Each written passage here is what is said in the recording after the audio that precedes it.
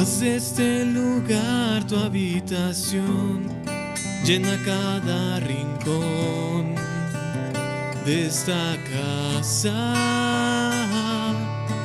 Llena mi familia de tu paz, de esa tranquilidad que solo tú das. Guarda nuestra entrada y salida, dirígenos cada área de la vida. Mi casa y yo te buscaremos, te adoraremos. Fluye con tu espíritu, Señor, llenando cada corazón y trae renuevo. Que huya todo lo que no es de ti, y lo que vino a dividir correrá muy lejos en esa casa, Jesús. Eres el dueño.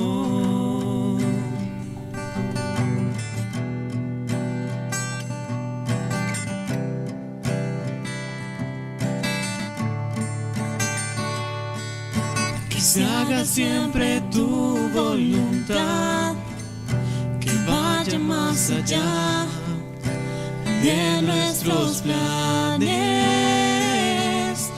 Defiéndelos como un león, pon tu ángel alrededor de todo ataque. Guarda nuestra entrada y salida, dirígenos en cada área de la vida. Mi casa y yo te buscaremos, te adoraremos. Fluye con tu espíritu, Señor, llenando cada corazón y trae renuevo. Que huya todo lo que no es de ti, y lo que vino a dividir correrá muy lejos en esta casa, Jesús. Eres el dueño.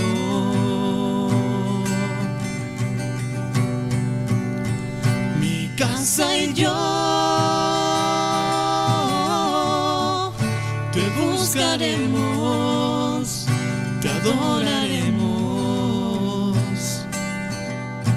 Fluye con tu espíritu, Señor, llenando cada corazón y trae renuevo. Que huya todo lo que no es de ti, y lo que vino a dividir correrá muy lejos en esta casa, Jesús. Eres el dueño. En esta casa, Jesús.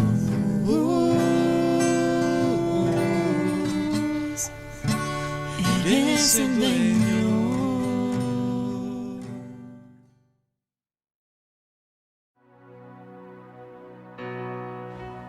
Despierta México. Una iniciativa de la Convención Nacional Bautista de México. Operación 1. Pasa y ayúdanos. Y se le mostró a Pablo una visión de noche. Un varón macedonio estaba en pie, rogándole y diciendo: pasa a Macedonia y ayúdanos. Hechos 16:9. Bienvenidos. Esperamos que tú y tu familia sean grandemente bendecidos. Comenzamos.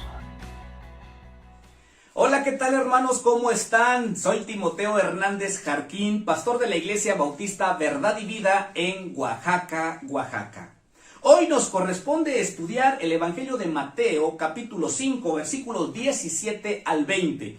Por favor, tomen sus Biblias y vamos a leer este pasaje de la Escritura. El tema de hoy: acepto la autoridad de las palabras de Jesucristo. El texto dice así: no piensen que he venido para abrogar la ley o los profetas. No he venido para abrogar, sino para cumplir. De cierto les digo que hasta que pasen el cielo y la tierra, ni siquiera una jota ni una tilde pasará de la ley hasta que todo haya sido cumplido. Por lo tanto, cualquiera que quebrante el más pequeño de estos mandamientos y así enseñe a los hombres, será considerado el más pequeño en el reino de los cielos. Pero cualquiera que los cumpla y los enseñe, este será considerado grande en el reino de los cielos. Porque les digo que a menos que su justicia sea mayor que la de los escribas y de los fariseos, jamás entrarán en el reino de los cielos. Esta es otra sección del discurso de Jesús en el Sermón del Monte. Y en estos versículos encontramos un contraste entre la conducta de los fariseos y la de los discípulos de Jesús. Así también la relación entre la enseñanza de Cristo y el Antiguo Testamento. Dicha enseñanza estaba impactando la vida de la gente, porque enseñaba con autoridad, cosa que no poseían los demás maestros de Israel. Por ejemplo, los fariseos. ¿Quiénes eran los fariseos? Eran un grupo de políticos religiosos. Se creían superiores a los demás y decían ser los estrictos seguidores de la ley judía, los exponentes más fieles de la ley. Por eso, cuando la gente escuchó a Jesús, se preguntaban: ¿quién es este? Porque no era parte de ninguno de los grupos religiosos de aquellos tiempos. Y eso causaba una revolución. Porque con su interpretación y sus prácticas religiosas, los fariseos desobedecían y enseñaban a otros a desobedecer la ley.